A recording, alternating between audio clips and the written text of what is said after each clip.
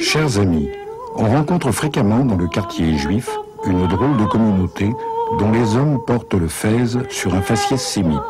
Leurs femmes, aux attaches fines qui les font distinguer des fortes filles macédoniennes, portent des voiles transparents.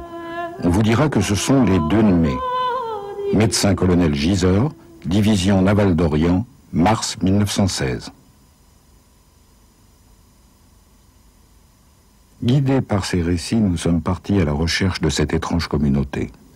Notre quête nous a conduits d'Istanbul à Salonique et de Salonique à Izmir, d'un bord à l'autre de la mer Égée. Nous pensions pénétrer dans un conte oriental, mais c'est l'histoire de la Turquie moderne qui nous fut contée.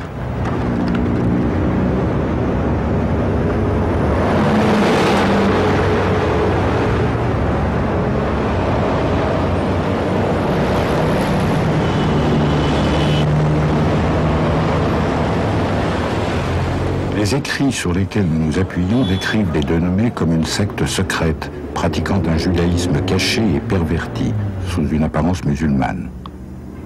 Dès notre arrivée à Istanbul, de multiples et extravagantes rumeurs nous parviennent à leur sujet. They are secret Jews. They always marry among themselves. I heard about these orgies that they were having between couples together. They do it within the family, even with children and parents involved. Pour la plupart des commerçants, on dit qu'ils sont un peu radins, c'est considéré comme naturel.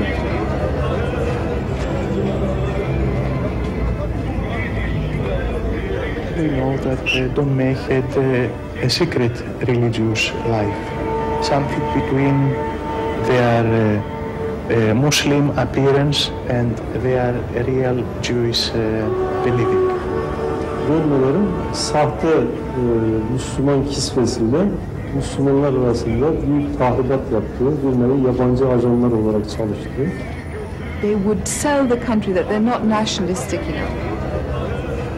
On dit toujours, on dit. Moi, je n'ai pas vu de mes propres yeux. Et même pour Atatürk, ils ont dit qu'ils étaient Dönme. Some says to the other, hey, do you know this fellow or this lady, that lady? They are Dönmes. And really? And what? How? And he says, I know, I heard. And so it gives fuel to rumors. Therefore, it's never investigated thoroughly. What Dönme is, if it's a good thing or a bad thing, and it's not discussed.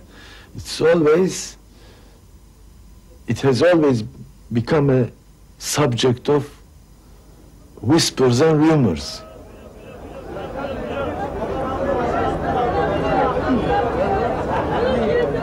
Selon les escales où l'exil les a conduits, ils sont désignés par différents noms. À Salonique, les Juifs les appellent les Sazanikos, c'est-à-dire les petites carpes qui nagent entre deux eaux et changent de couleur. Pour les Turcs, ils sont les Dönme, c'est-à-dire les convertis. The first time I heard about the word Dönme was from some guy on the street about my age, and he said Dönme from Salonika. And I said, are you saying something bad to me? I don't even know what he was talking about. And he said yes, and we had a fight. When my mother told me that we came from a family who had converted from Judaism to Islam in, 1666, she told me a little, but not much. I mean, she didn't tell me anything. She only said that we lived like Muslims on the outside, but her grandmother, her mother or grandmother, kept some Jewish customs, but I don't know what they kept. Il nous a fallu plusieurs voyages pour nous rapprocher d'eux. Certains ont accepté de se dévoiler, beaucoup ont refusé. En échange de cette confiance, ils nous ont demandé la discrétion. Ne pas citer de nom, ne pas les confronter avec d'autres membres du clan. Bien qu'ils affichent un certain détachement, ils préfèrent parler d'eux-mêmes à la troisième personne, marquant ainsi une certaine distance. Ils diront souvent « il », là où il faut entendre « nous ». Je me suis retrouvé jusqu'à une période avancée de mon existence sans rien connaître de cette aventure extraordinaire de mes ancêtres. C'est tout à fait par hasard que j'ai appris que j'avais des origines d'Odmé. Je suis très remué par toute cette affaire, sur le plan sentimental, pas du tout sur le plan religieux, parce que pour moi ça n'a pas d'importance, mais essayer de reconstituer cette saga de la famille expulsée par Isabelle la catholique, répercutée d'un point à l'autre du bassin méditerranéen et se retrouvant à Salonique où ils ont fondé vraiment une véritable famille. Ce qui m'a le plus étonné, c'est cette espèce de chape du secret qui m'a laissé entendre que pendant plusieurs générations, cette famille a vécu dans la terreur.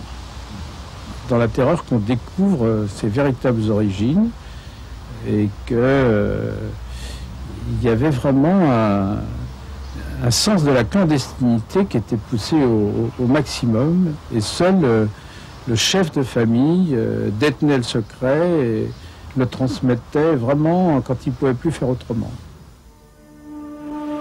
Si l'on chuchote à l'extérieur de la communauté, à l'intérieur le secret est de rigueur. Les jeunes gens apprennent tardivement et par hasard leurs origines, rarement avant 18 ans.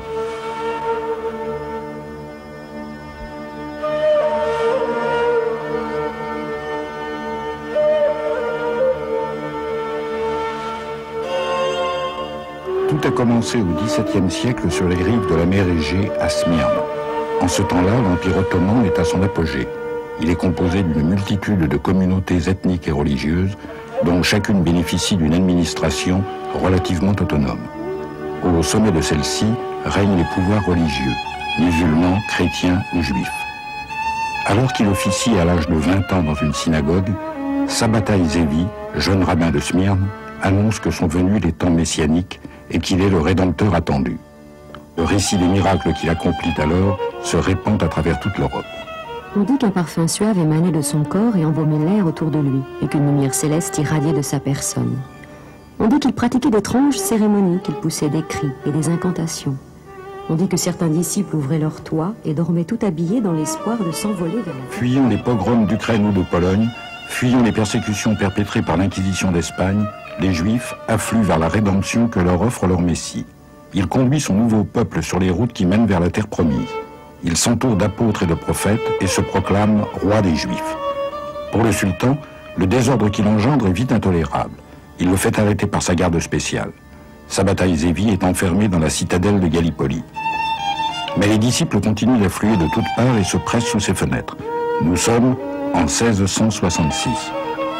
Alors le sultan lui soumet un ultimatum, la conversion ou la mort. Sabbatai Zevi a prêché une nouvelle philosophie juive, une nouvelle interprétation de la philosophie juive. Et quand il a déclaré que c'était lui le Messie, puisqu'il avait un nouveau message, ce qui n'était pas rare au judaïsme, et aussi dans la chrétienté, pendant les crises différentes, et les Juifs d'Izmir l'ont chassé, ce qui est très connu. Lui, il est venu à Thessalonique, à Salonique-Othon, et il a commencé à prêcher dans une synagogue, c'est-à-dire dans une communauté qui s'appelait Shalom.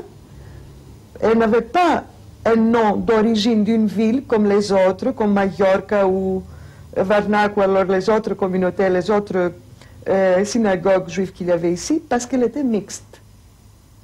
Elle était composée de gens de différentes provenances.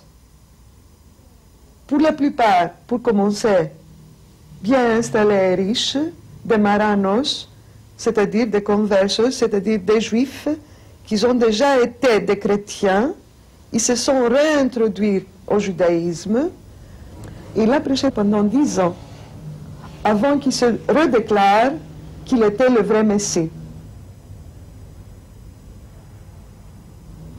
À ce temps-là, il y a eu une crise énorme dans la communauté, qui était une communauté, même dans la crise, c'est-à-dire une présence juive très très forte, et avait des relations très favorables avec le gouvernement ottoman. Et le grand rabbin, ou alors les rabbins, ont fait appel au gouvernement ottoman et ont dit que cet homme a créé une crise idéologique dans la communauté et que les gens ne travaillaient plus, ils étudiaient que les textes mystiques avec Shabtai Tzvi, ils le suivaient partout et ça accélérait encore la crise. Alors, le gouvernement ottoman a arrêté Shabtai Tzvi et ils étaient prêts de l'exécuter quand lui, il s'est décidé de se convertir tout de suite à l'islamisme pour éviter sa mort. Tous les disciples qui étaient tout à fait fascinés, mystifiés par sa façon de prêcher, ont suivi ce qu'il a fait et ils sont eux aussi convertis en islamisme. C'est ça qui a donné le nom de Don Me, ce qui veut dire, c'est connu, quelqu'un qui change facilement d'une croyance à une autre, c'est ce qui change. Oui, Don Me. Le mot Don Me veut dire celui qui a tourné. Il désigne également le renégat, celui qui a tourné sa veste. C'est le nom injurieux que les Turcs donnèrent aux adeptes de la foi sabbatéiste après leur conversion. Ce sont aussi des murmures qui nous ont conduits jusqu'à la maison supposée de Sabbatai, à Izmir, l'antique Smyrne. On nous parlait d'un lieu de pèlerinage où les derniers adeptes venaient se recueillir et déposer des offrandes. Des bougies, disait-on, brûlaient en permanence. En fait, nous avons trouvé une maison en ruine, mais aucune trace de culte caché. Quelques pièces insalubres abritent encore pour quelque temps des ateliers rudimentaires où des ouvriers fabriquent des chaussures avec des gestes répétitifs.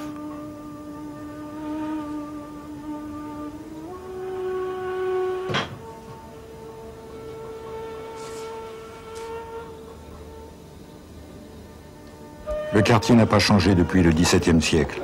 Les venelles sans pavé n'ont pas encore fait place au parking. Les ruelles bruissent encore des légendes anciennes et les habitants nous parlent de Sabbatai comme d'un voisin qu'ils auraient bien connu et qui serait parti récemment. On dit qu'il parcourait la ville sur un cheval blanc, en chantant à tue-tête la Mélisselda sous les cris de « Vive le roi d'Israël ». On dit qu'il a aboli tous les interdits, qu'il a changé les dates des cérémonies religieuses, substitué les réjouissances aux jeûnes et qu'il pratiquait les orgies. On dit que saisis de convulsions, les enfants et les jeunes filles en transe tombaient en extase et prophétisaient. On dit qu'il a vaincu le dragon. Sabbatai n'est pas mort. 18 fois il s'est réincarné.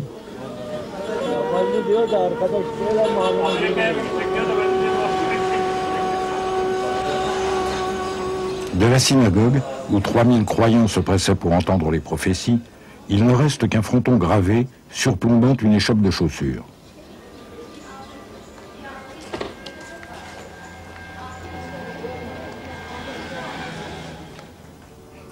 De l'âge d'or du judaïsme en terre ottomane, il ne reste que quelques ruines hantées par les fantômes de Sabbatai et de ses adeptes, dernier souvenir d'un séisme dont les échos perdurent depuis plus de 3 siècles.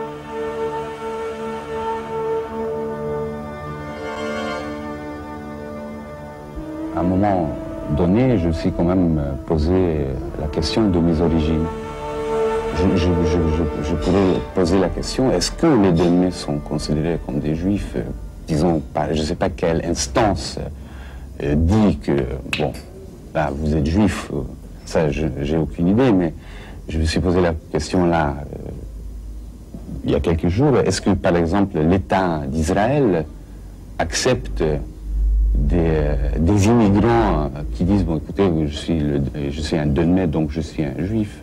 Est-ce que la communauté juive du monde mondial, la diaspora juive ou en Israël, considère les Donnais en tant que juifs? J'ai aucune idée. Oui, c'est un peu, je dirais, avoir une double identité en plus cachée doublement. Évidemment, c'est quelque chose de... Je comprends très bien si quelqu'un dit, bon, il y a quelque chose de louche dedans. Sabbatai Zevi fut-il le prophète célébré ou le charlatan dénoncé par les rabbins? I think he was a revolutionary, and now I think he was trying to minimize the pressure of Judaism, all these laws of Judaism, or any religion, I suppose, that pressures people to do things they don't really want to do, and they only do them because religion orders them. So I think perhaps he was trying to get out of that. And I mean, we can turn back to my cookery book, because I was told by Nikos Stavroulakis that most of our dishes are non-kosher, in fact anti-kosher. So that means that he was trying to get away from the kosher laws of Judaism, which I think is very good, because I don't believe in any laws as such that force people to do things. What I believe about Sabbatai Zevi is that this man was a great reformer. He took a very old religion with very orthodox views and ways and means, and in a way he modernized it.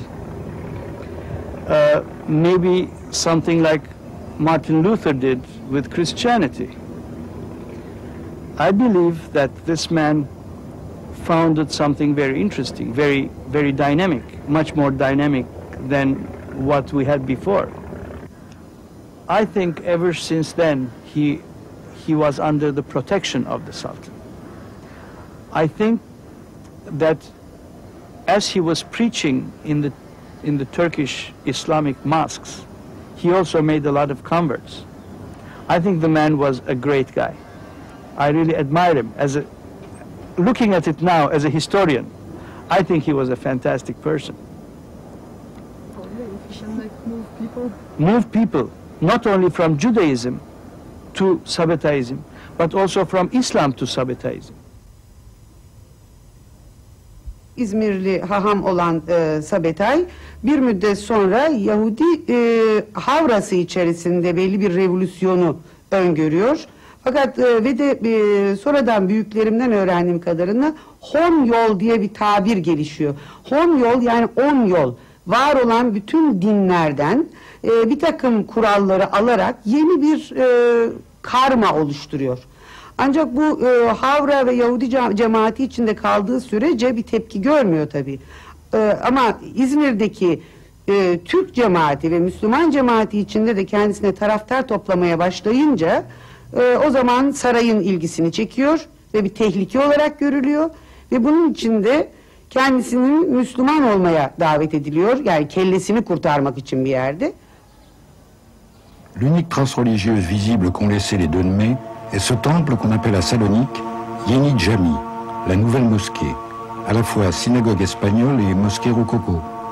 Son architecture marie des symboles éclectiques empruntés aux différentes religions.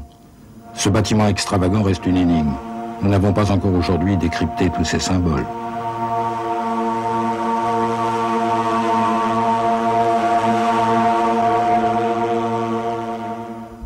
Fakat bunun da tabii ne kadar politik bir karar olduğu belli ki her ne kadar elhamdülillah Müslümanım deyip Müslümanlığı kabul etmiş görünse de sarayda bunun sadece kafasını kurtarıyor ve derhal sürgün ediliyor. Ve kendi cemaatiyle beraber artık Yahudi ve Müslüman veya Türk diye ayıramayacağım, kendine itikad edenlerle beraber Selanik'e bir nevi sürgün olarak gidiyor. Ve ondan sonra orada nispeten illegal bir ölçüde sürgün psikolojisinin getirdiği azınlık psikolojisi içerisinde yaşamlarını sürdürüyorlar. L'histoire des Sazanikos est une succession d'exils depuis l'Espagne jusqu'à Istanbul, en passant par Izmir et Salonique. Aujourd'hui, ils préfèrent s'appeler les Selaniklieurs, les Saloniciens, du nom de la ville à laquelle ils s'identifient et qui fut le lieu de leur dernier exil.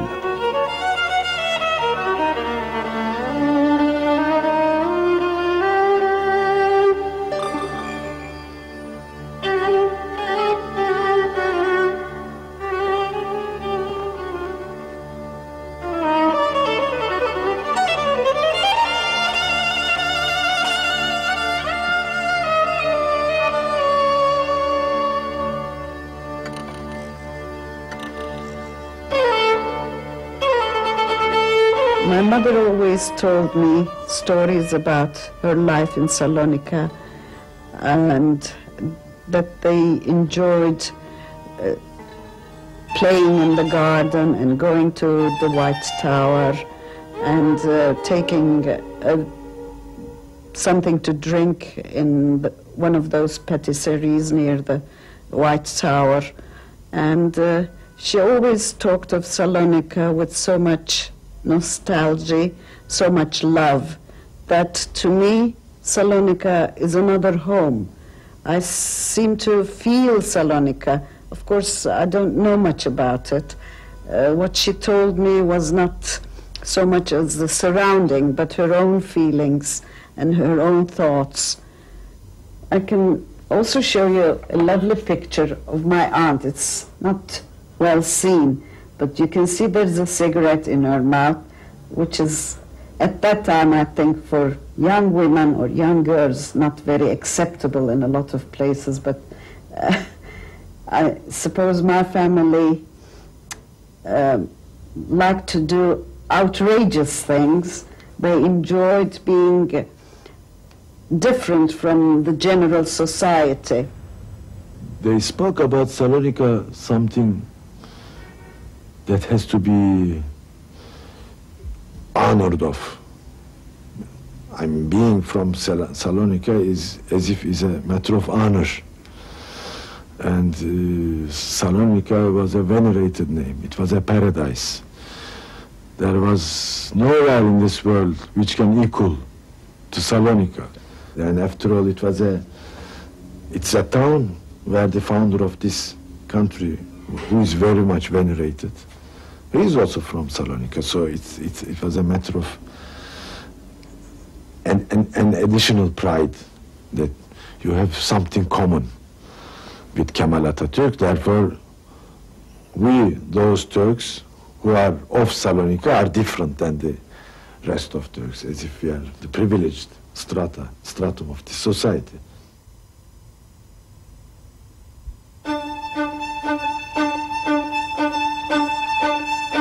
La Salonique du début du siècle est une ville d'une vitalité exceptionnelle.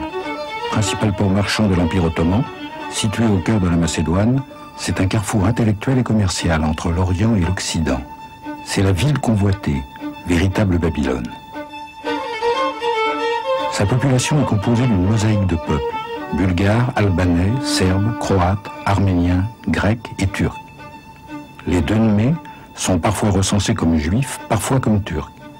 Leur communauté rassemble de 15 à 20 000 personnes, environ 10% des habitants de Salonique, autant que la population turque elle-même.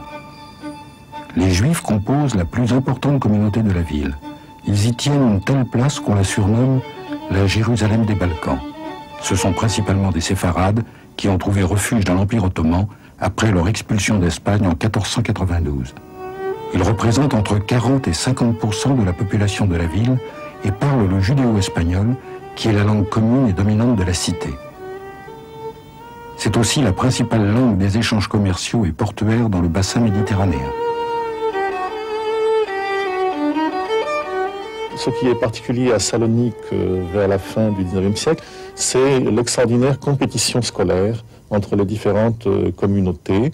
Et je crois que l'implantation de l'Alliance israélite universelle, des écoles de l'Alliance israélite universelle dans ces années-là, a beaucoup fait pour lancer cette compétition scolaire. Il a fallu que les autres communautés, les Bulgares, les Grecs, les Turcs musulmans, les Donmais, répondent en fait à ce défi de l'occidentalisation et d'un enseignement moderne qui était lancé par les écoles de l'Alliance israélite universelle.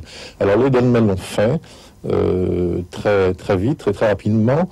Ils l'ont fait d'autant plus qu'ils fonctionnaient avec justement une communauté assez forte, avec des mécènes, des gens qui pouvaient mettre de l'argent dans des écoles, et c'est ce qui s'est passé en fait.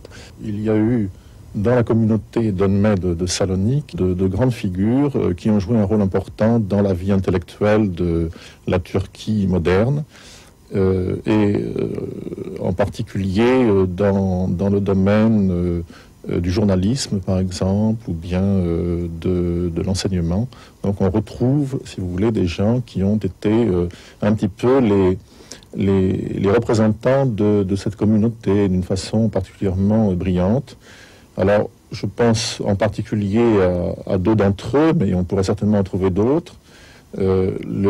Un économiste, Javid Bey, qui a eu une carrière très brillante, puisqu'il a été à plusieurs reprises ministre des Finances des jeunes Turcs entre 1909 et 1918, et dont on disait à l'époque qu'il était l'un des meilleurs connaisseurs de l'économie et des mécanismes de la vie économique et financière dans l'Empire ottoman.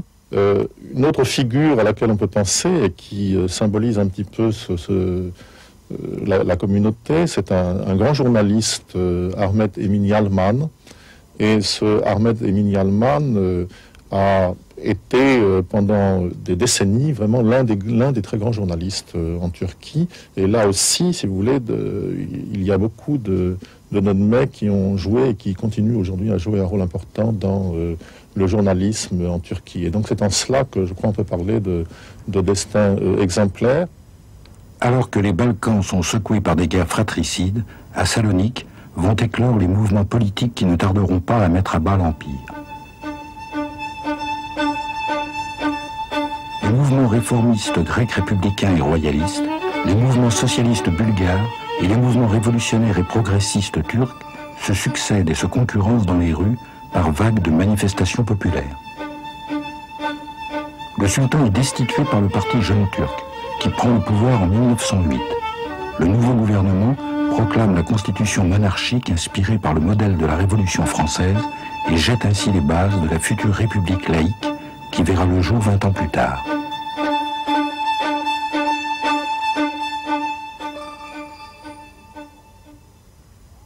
Les Donmais, les intellectuels, ils ont combattu. Il y a eu des dirigeants de jeunes Turcs venant de Donmais, dans des écoles de Donmais, sciences positives, donc l'enseignement de langue française et d'autres langues étrangères. Et donc ils étaient dans le cadre des dirigeants de ce mouvement. Les journalistes qui écrivaient dans des journaux. Naturellement, il y a une coopération tout à fait égalitaire entre les Donmais, Turcs, musulmans. Enfin, c'était un mouvement, c'était une révolution.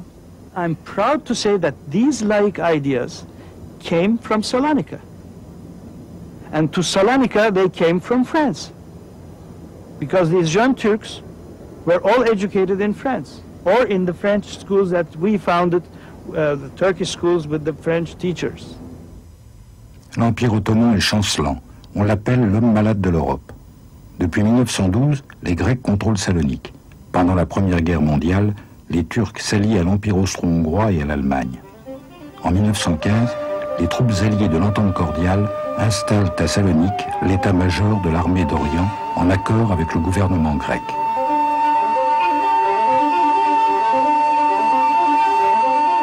Dans la ville sous pression, en 1917, un incendie se propage et ravage tout le centre qui brûlera 3 jours et 3 nuits. Les quartiers, où sont principalement installés les Juifs et les Donmais, sont détruits. La moitié de la population de la ville se retrouve sans abri. Les autorités décident d'un plan de reconstruction qui doit sceller définitivement le destin occidental de la ville. Salonique devient chrétienne, grecque et rationnelle, sous la conduite d'un urbaniste français. La population change. les Juifs et les Dönme perdent leur position dominante. Beaucoup d'entre eux quittent la ville. Alors qu'ils se sont battus pour la modernisation, quand la ville devient définitivement occidentale, les Dönme n'y trouvent plus leur place. Considérés comme Turcs, ils doivent partir. Ce nouvel exil est scellé par les accords de Lausanne en 1923, qui décrètent l'échange des populations entre la Grèce et la future Turquie. 2 millions de personnes sont jetées sur les routes de part et d'autre de la mer Égée. Les limites de l'Orient musulman sont repoussées plus loin, vers l'Est, à Istanbul.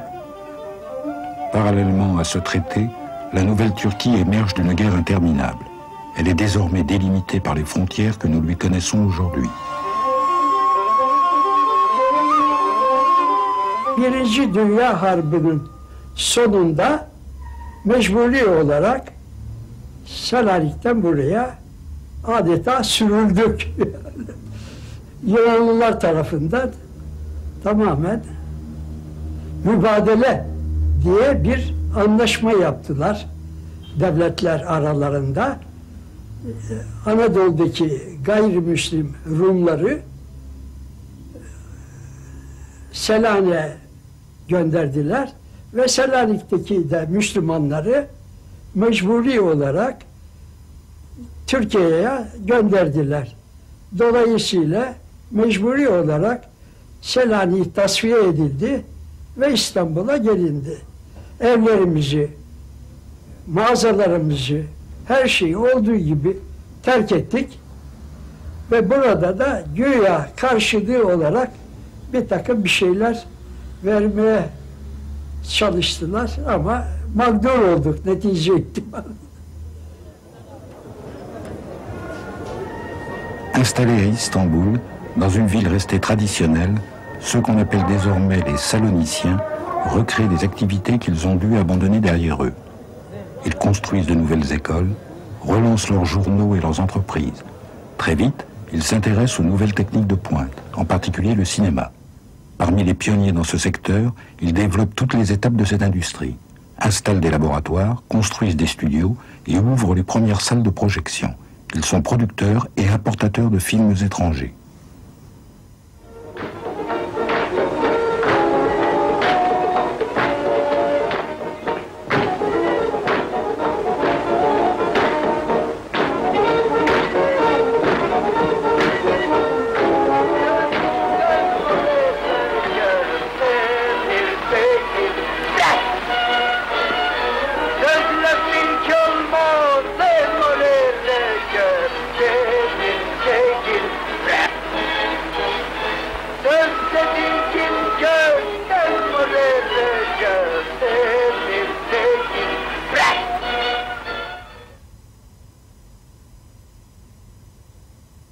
Les aspirations modernisatrices des Saloniciens trouvent leurs applications dans la nouvelle République laïque d'Atatürk, proclamée en 1924. Mustafa Kemal Atatürk est né à Salonique. Il a été éduqué dans les écoles Dönme. Lorsqu'il prend le pouvoir, il rencontre la ferveur inconditionnelle du peuple, mais se heurte violemment au pouvoir de l'islam. À travers une série de réformes radicales, il va imposer sa révolution à une société qui cherche à oublier l'Empire. Il fait adopter les caractères latins et lance un vaste programme d'alphabétisation à travers les écoles de la nation. Les femmes doivent quitter l'habit traditionnel et le voile, les hommes abandonnent le fez qu'ils remplacent par le panama et le chapeau mou. Hommes et femmes sont contraints de s'habiller à l'occidental.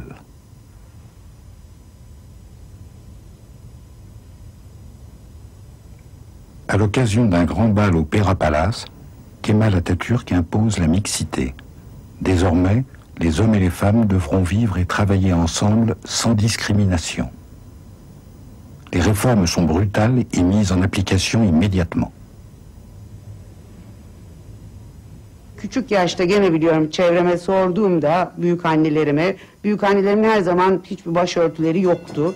Namaz da kılmıyorlardı, oruç da tutmuyorlardı. Tabii yadırgıyordum başka aileleri görünce.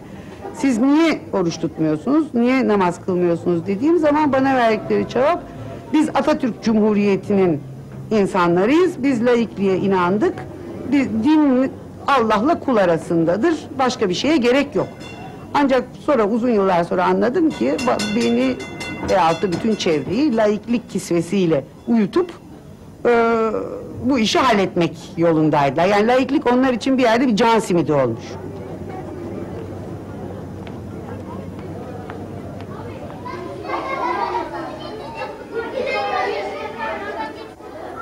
La ville, à l'image de la société turque, reste aujourd'hui encore partagée en deux. D'un côté, les quartiers occidentaux modernes, de l'autre, les quartiers peuplés par les familles qui arrivent par milliers des régions orientales avec leur mode de vie traditionnel. Geleneksel aile yapısındaki pederşahi aile bir defa benim yakın çevremde mensup olduğum ailede görülmüyor. Kadının yeri çok yıllar önce daha hiç feminist hareketten bahsedilmediği dönemlerde çok farklı. Yani maderşahi demeyeyim ama kadın erkeğin çok daha eşit olduğu, kaç göçün olmadığı, zaten harem olayı olmadığı için 3 jenerasyon önce de karı kocanın birlikte yaşam sürdüğü ve onun getirdiği eşitlikçi bir ortamın 3-4 jenerasyon sonra da olsa etkileri görülüyor. Yani aile yapısı, görüş ve mantalite farklılıkları. Dans une société musulmane, l'espace privé est désigné par la femme. C'est pour ça qu'on parle tellement du voile, de la place des femmes dans une société musulmane, pose question, parce que c'est la ségrégation des sexes, mais ça signifie avant tout, effectivement, l'espace de privé, c'est l'espace de la femme. Donc, la sortie des femmes de cet espace est une question politique. La visibilité de la femme, c'était l'enjeu pour tous les mouvements progressistes dans les sociétés musulmanes. Donc, le kémalisme, le réformiste turc, je dirais, pour lui, l'enjeu principal, c'était la participation des femmes dans l'espace public, donc la visibilité de la femme. La visibilité corporelle, la visibilité publique, la visibilité en tant que citoyenne, car les femmes turques ont eu l'éligibilité, comme vous savez, le droit de vote avant même les femmes françaises. Donc tout ça signifie que, à la limite, le drapeau d'occidentalisation était porté par les femmes. En Turquie, c'est l'exemple le plus radical. À la limite, il y a une image de la femme idéale, il y a l'image de la femme kémaliste idéale, parce que vous ne trouverez pas, si vous voulez, le synonyme pour les hommes. Si vous interrogez les gens qui est quand même, qui porte le mieux le réformisme kémaliste, l'occidentalisation, c'est toujours l'image de la femme.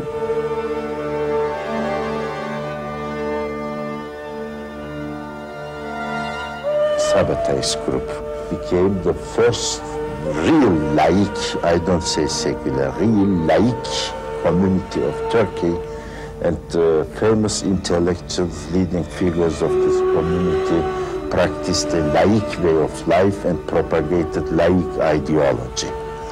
Some people say that Turkish Jewry has not a great contribution, cultural contribution to the society. If so, I tell you, after 17th century there was a decadence in Jewish community. They lost their role.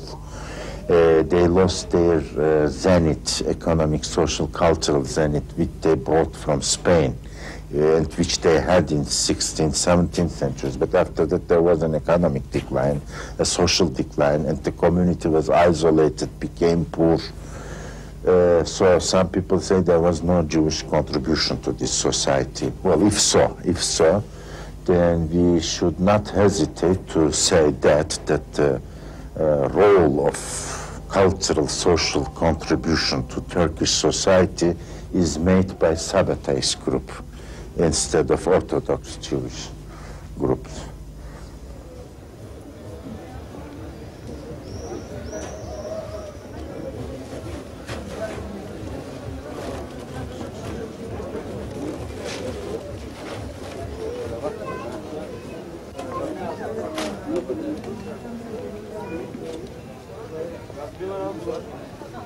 Batıya çok çabuk açıldıkları, çok iyi eğitim gördükleri ve ekonomide, basında, idari hayatta, kısaca toplumun nirengi noktalarında çok önemli yerler edindikleri için de tabii reaksiyon, kıskançlık doğuruyorlar.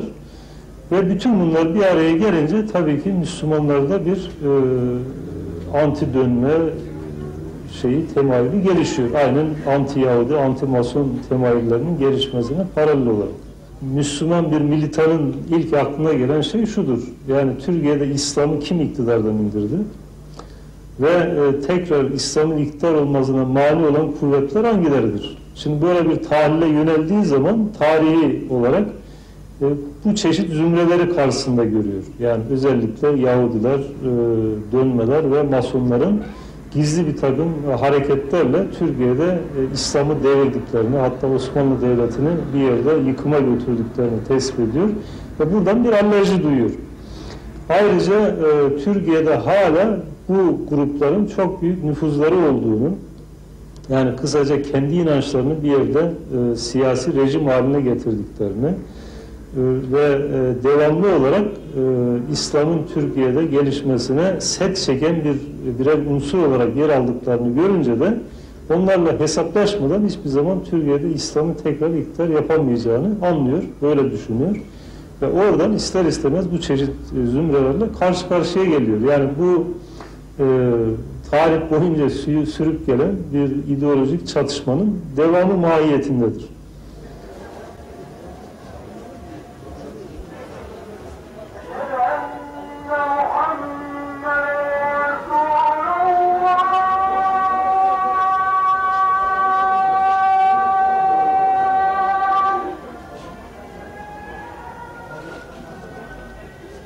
My father says, my father's fear is that if we are prominent in public life in Turkey, then we shall be somehow denigrated because of our ethnic, what we would now call ethnic identity, because of Jewishness, because of dönme.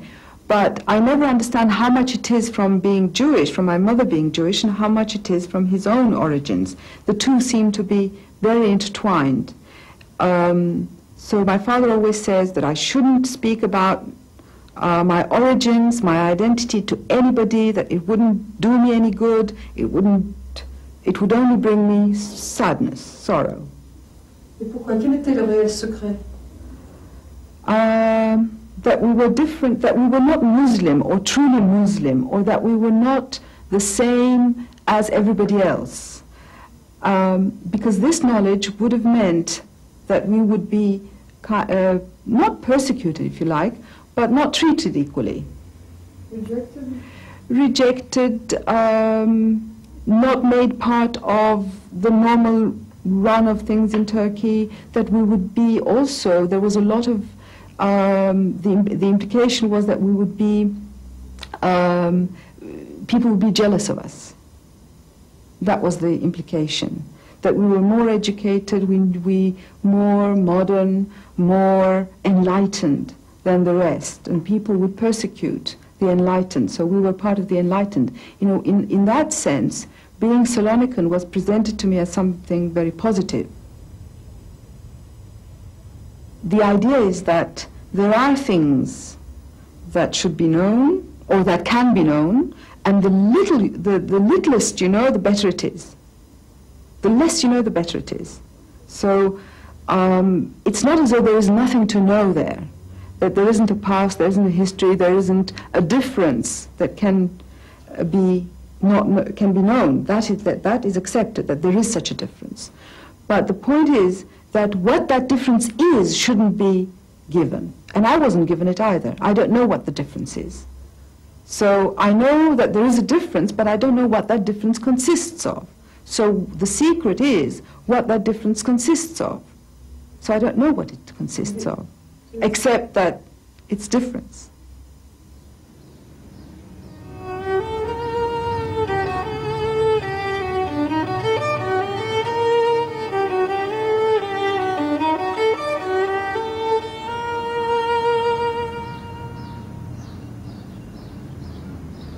Nous avons voulu retourner à Salonique pour tenter de retrouver ce que la ville a conservé de leur présence.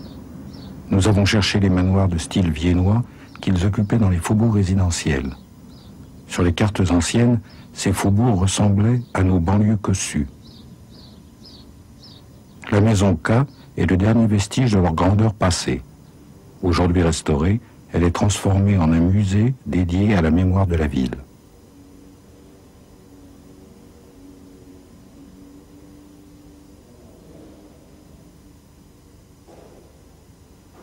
Most of Thessaloniki's past is vaporist. There are only some Jewish anymore in Thessaloniki, and there are no Muslims. We know that from tradition, from rumors, that after the fire of 1970, a lot of them were established near Yeni Jami, that was built by a Donme. But we do not actually know, we have no real proofs to accept that Donme lived nearby Yeni Jami in Thessaloniki. It is like that they had never existed. Something like the ghosts of the history of Thessaloniki. You hear about them, but you can never reach them.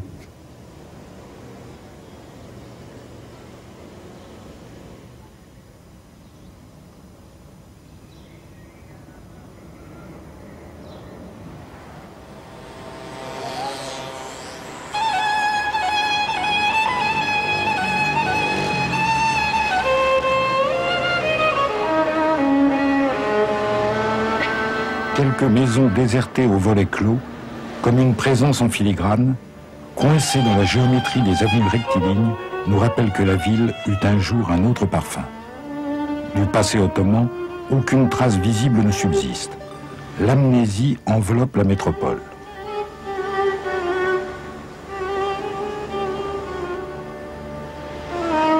Au centre de ce damier, l'emplacement de l'ancien quartier Dönme détruit par l'incendie a échappé aux promoteurs. Des fouilles archéologiques mettent au jour les racines helléniques de la ville, occultant son histoire récente. Quelques pierres tombales disséminées, abandonnées sur le chantier, témoignent de la totale destruction des cimetières juifs par les armées nazies en 1943. Elles nous rappellent l'absence des 80 000 juifs saloniciens exilés ou morts dans les camps.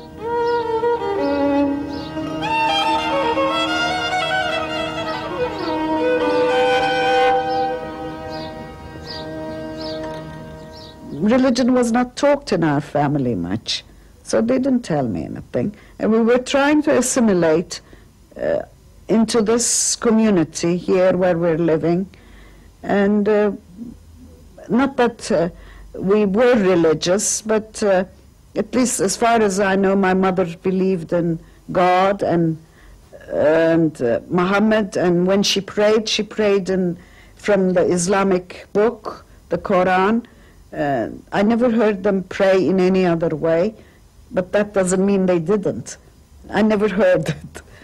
And as far as I'm concerned, I'm an atheist. I don't believe, or perhaps I should say an agnostic, but I don't believe in afterlife.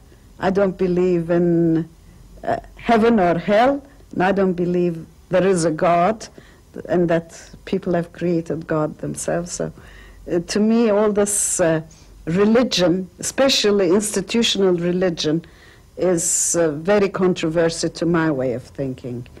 If this is something that they cannot transfer to their sons and so on, how do they expect it to live? So I was thinking that if my father and our close relatives, uncles and so on, if they were maintaining this secret, they should pass it on to us. Who else do they have? But they have never tried this. I mean, I may be unusual, unorthodox, but when I was young, I wasn't. I was just a regular kid. They should have started to indoctrinate me at that time. And they haven't done anything like that. Ils ont voulu se débarrasser de cette histoire, ça c'est sûr. Ils n'aiment pas parler de cela, ils n'aiment pas revenir à cette histoire, cette question. C'était fini, c'était coupé, ils ne veulent plus entendre de cela, ça c'est sûr. En choisissant délibérément de se fondre dans la société kémaliste, les Dönme ont décidé de faire disparaître ce qui fut, peut-être un jour, une culture spécifique. Ils ont décidé de nier le passé, de l'oublier et de ne plus le transmettre. C'est le prix qu'ils ont dû payer pour leur assimilation. mon père était le premier donc, de marier un nom de mai, donc ma mère, ce qui fait que, issu de ce mariage, je suis devenu ce qu'ils appellent un oignon amer, qui peut rejoindre cette communauté de Dönme seulement par le mariage avec un Dönme. Jusqu'ici, je ne me suis pas marié avec un Dönme, donc je suis resté un oignon amer marié,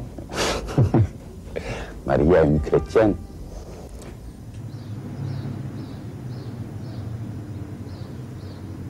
I was 20 years old. A cousin of mine, Özer Esen, and myself, we received a letter from somebody who was studying already in America. He was a few years older than us.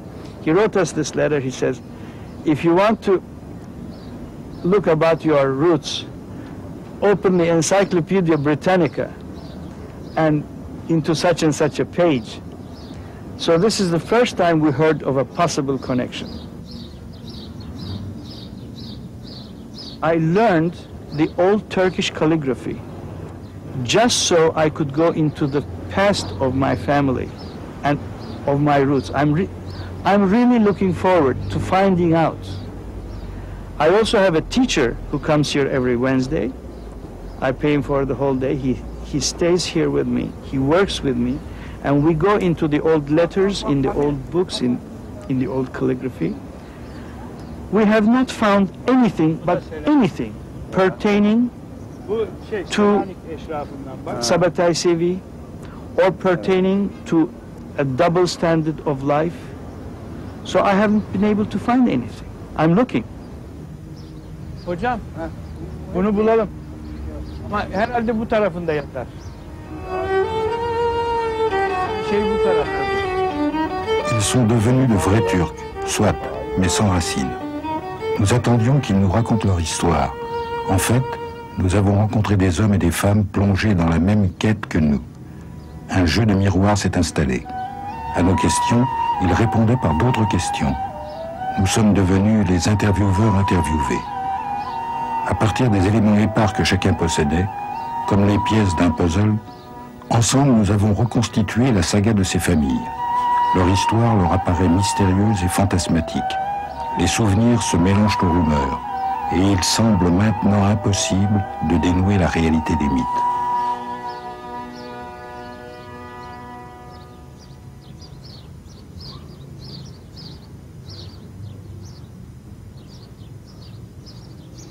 De chercher ses racines, c'est toujours une quête d'une certaine sécurité dans le monde. Donc ça veut dire être enraciné, quelque part, veut dire être en sécurité.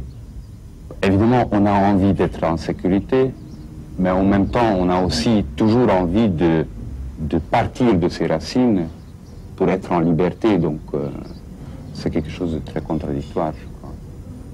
C'est pas seulement ton identité qui est intéressant, mais c'est aussi une question comment les gens te considèrent. Quelle identité ils te donnent.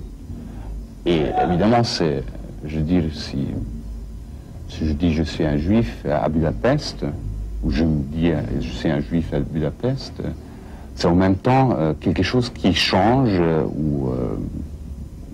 oui, certainement qui change aussi ma position, sauf que je sais que si je dis à mes amis juifs que je suis un Dönme, ils me diront, bon, écoute, donc ça doit être pas très facile d'être Dönme parce que là tu es accepté par personne, quoi. Si tu veux appartenir à une communauté. Ce qui est tentant de temps en temps, parce que ça fait partie du jeu, quoi. Ce qu'on appelle la vie.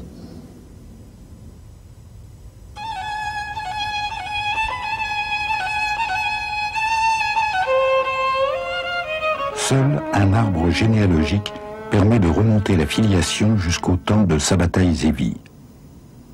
Ni juif, ni musulman, Sabbatai a voulu échapper au carcan de la communauté. Il a fait de ses descendants des hommes sans appartenance et sans préjugés. Ils ne sont pas doubles, ils sont autres, entre deux. à la charnière des religions, à la frontière entre l'Orient et l'Occident.